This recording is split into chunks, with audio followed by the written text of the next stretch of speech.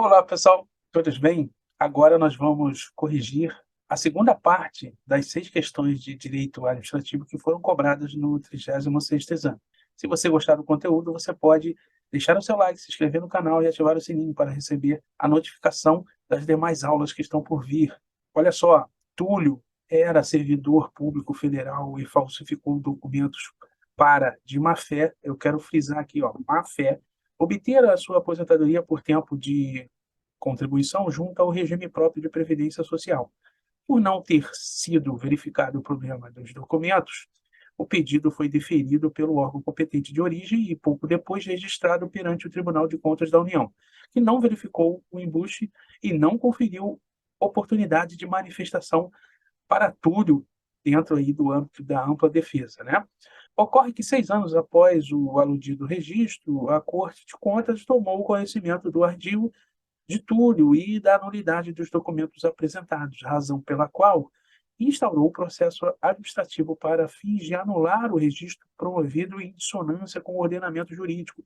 Diante dessa situação hipotética, a ponte assertiva correta. Pessoal, questão que trata aí de ato administrativo complexo, tá? A concessão de aposentadoria é um exemplo clássico. Toda vez que um professor quer diferenciar um ato administrativo complexo de um ato administrativo simples, ele cita o exemplo de concessão de aposentadoria como ato administrativo complexo. Por quê?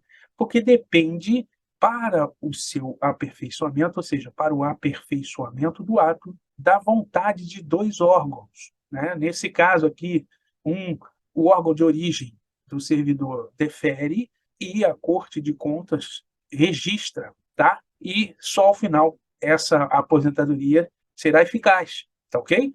E esse mandamento está lá no artigo 71, inciso 3 da Constituição Federal. Vamos ler, olha só.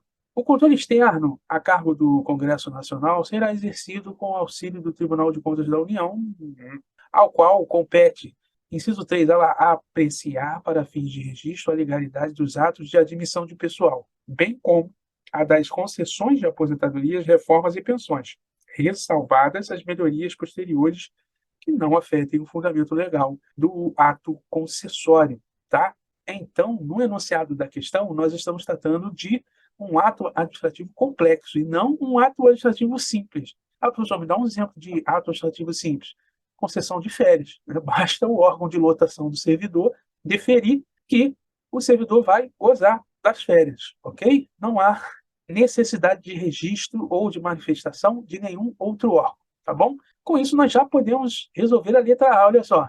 A conduta do TCU foi irregular, na medida em que a aposentadoria de Túlio é ato administrativo simples. Mentira. Tá? Quando a letra A cita que a concessão de aposentadoria de Túlio é ato administrativo simples, deixou a assertiva incorreta. Tá ok?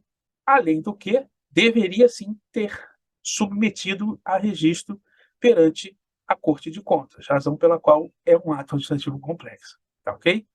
Letra B. O exercício da autotutela para fins de anular a aposentadoria de Túlio não está fulminado pela decadência diante de sua má-fé. Perfeito, tá, pessoal? É o que consta no artigo 54 da Lei 9.784,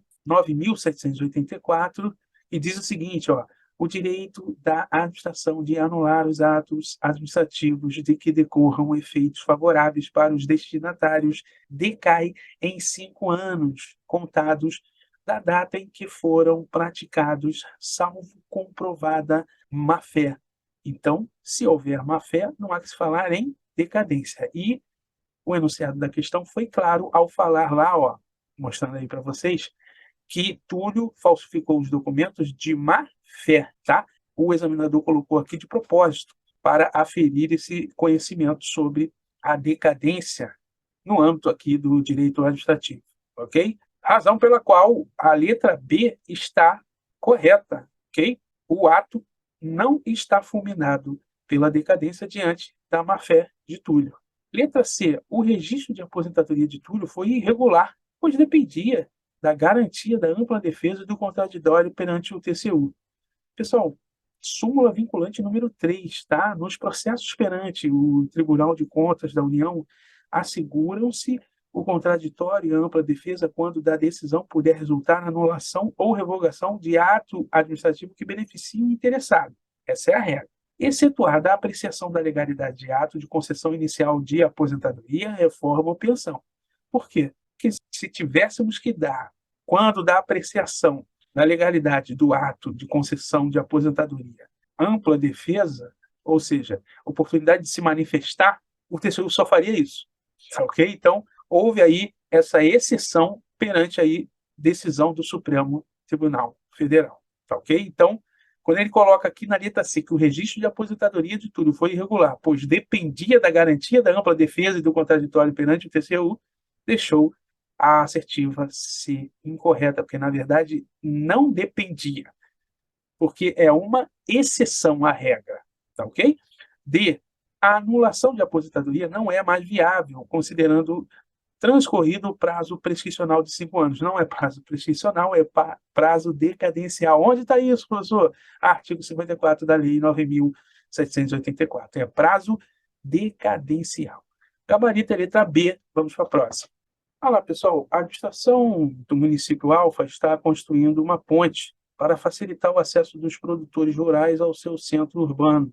Para a realização da construção, o ente necessita utilizar a propriedade privada de Fernando, um terreno não edificado, vizinho à obra, enquanto perdurar a atividade de interesse público para a qual não há perigo iminente. Considerando as modalidades de intervenção do Estado na propriedade, a administração do município Alfa deve... Questão interessante, né, pessoal? Porque a FGV adora esse assunto, né, que está lá no âmbito do Decreto-Lei 3.365 de 1941. E você deveria saber diferenciar tombamento de requisição administrativa, de ocupação temporária, de servidão administrativa. Não tem jeito. Ou você entende esses conceitos, ou você decora, tá bom? E eu trouxe aqui para vocês artigo 36 do Decreto-Lei 3.365, de 1941, que foi recepcionado como lei ordinária no atual ordenamento jurídico de 1988. Olha só, é permitida a ocupação temporária que será indenizada ao final por ação própria de terrenos não edificados vizinhos à obra e necessários à sua realização. Então, está aqui o conceito de ocupação temporária que se coaduna com o que disse o examinador no enunciado da questão, razão pela qual o gabarito é a letra C, ela efetuar a ocupação temporária de bem de Fernando, passível de indenização pela utilização do terreno em ação própria, ok? Então, o gabarito é letra C, como fundamento no artigo 36 da Lei 3.000, do Decreto-Lei 3.365 de 1941, tá bom? Letra A. Realizar o tombamento do bem de Fernando mediante prévia e justa indenização em dinheiro, diante da relevância da obra a ser realizada. Mentira, né, pessoal? Só o tombamento tem caráter de definitividade. Ou seja, quando ocorre o tombamento, ele, em regra, é definitivo. Esse é o caráter dele, tá bom? E ainda está relacionado à preservação do patrimônio histórico e cultural brasileiro. Um exemplo, um museu, né, antigo, com uma arquitetura que remonta ao século passado, século XVIII, século XIX, tá? E é lógico, né, como patrimônio histórico e cultural, tem o seu valor e será preservado pelo ente competente, razão pela qual, por vezes, ele é tombado, tá? O imóvel é tombado para que se preservem as características que o tornam especial, tá bom? Letra B. Determinar a requisição administrativa do bem de Fernando mediante indenização ulterior em caso de dano. Não se trata de requisição administrativa, porque a requisição administrativa ela tem como característica o eminente perigo. Está lá no artigo 5º, inciso 25. Vamos ler? Olha só. No caso de iminente perigo público, a autoridade competente poderá usar de propriedade particular assegurada ao proprietário indenização ulterior se houver dano. Portanto, a característica da requisição administrativa é iminente perigo público. Tá? D. Implementar uma servidão administrativa no bem de Fernando mediante prévia e justa indenização em dinheiro pelo sacrifício da propriedade. Professor, realmente, a servidão administrativa requer um sacrifício da propriedade. Isso é verdade, tá?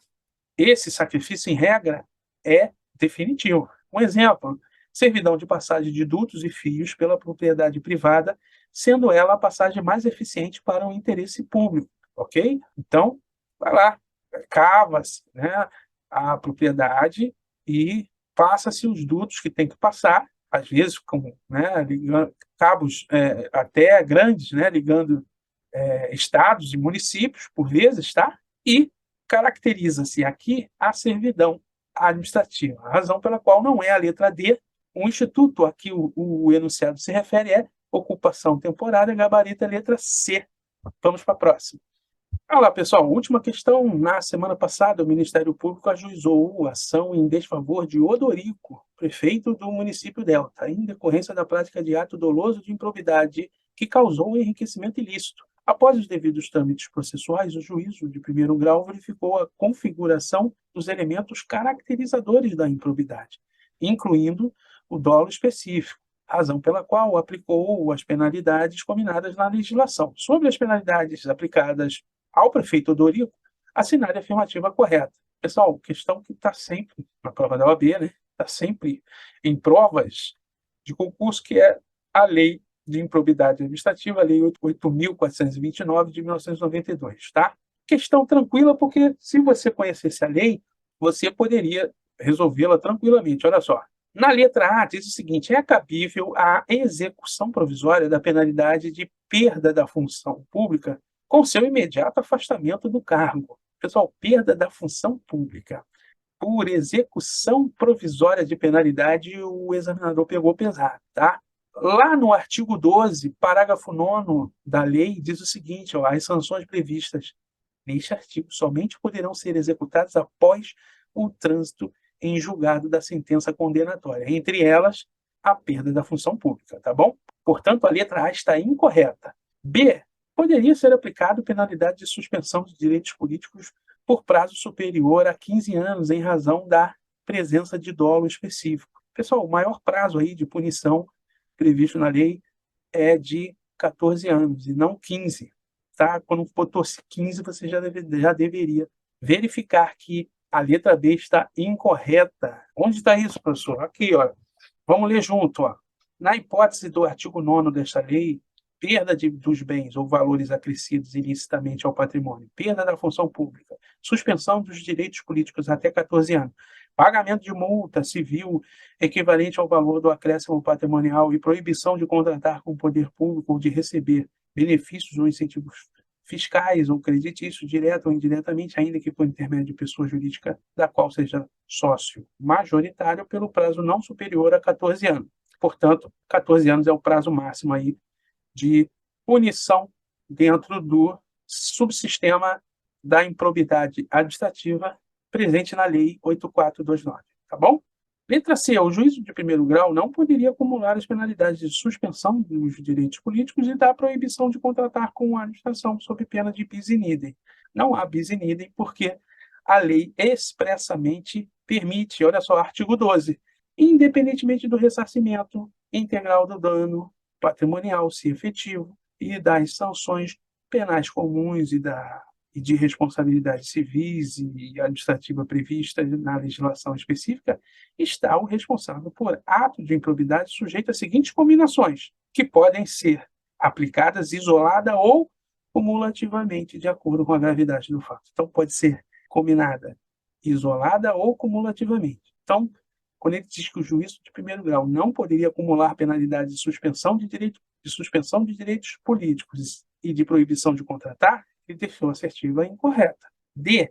O juízo de primeiro grau poderia acumular a determinação de ressarcimento integral ao erário com aplicação de penalidade de multa equivalente ao valor do acréscimo patrimonial. Perfeito é o que está no artigo 12 caput da Lei 8.429, tá bom? Com isso, nós terminamos aí a segunda parte da correção. Espero tê-los ajudado. Um forte abraço, boa sorte, até a próxima.